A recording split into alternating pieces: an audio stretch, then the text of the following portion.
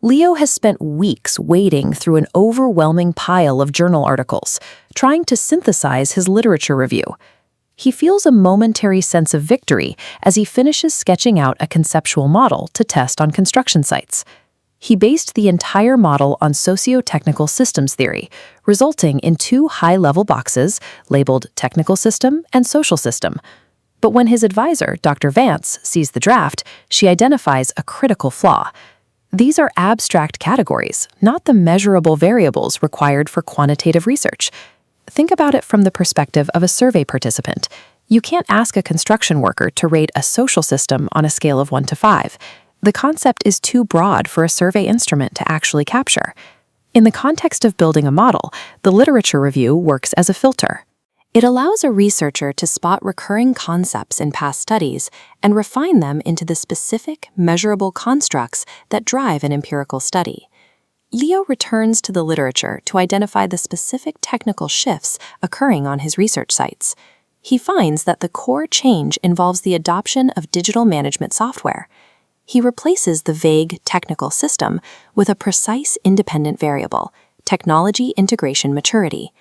Before he can place it in the model, he has to commit to an operational definition. Based on his reading, he defines this maturity as the degree to which digital tools are utilized in daily site workflows. He does the same for his outcomes. Instead of the broad term performance, he identifies a specific gap in the labor literature and selects workforce competence as his dependent variable. By replacing theoretical abstractions with these defined variables, Leo has moved his model from a set of broad ideas to a testable framework, providing a clear structural map for the data he needs to collect. Now he has to address the missing middle. How exactly does this new technology influence the competence of the workforce? The literature suggests that the software impacts the human element of the site. Leo identifies a mediator variable to bridge the gap: worker well-being. A mediator explains the how and why of a relationship. It is the internal process through which the independent variable exerts its effect on the outcome. But the papers also suggest that this relationship isn't guaranteed.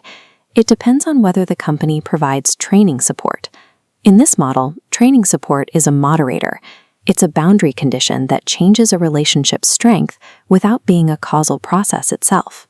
Finally, Leo adds positive or negative signs to his arrows to create a statistically testable mechanism.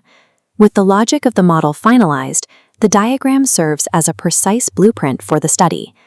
However, Leo still has to determine how to measure these constructs in the real world. Inventing personal survey questions from scratch is risky. Instead, he searches the literature for validated measurement items, sets of questions that other researchers have already tested for reliability and validity.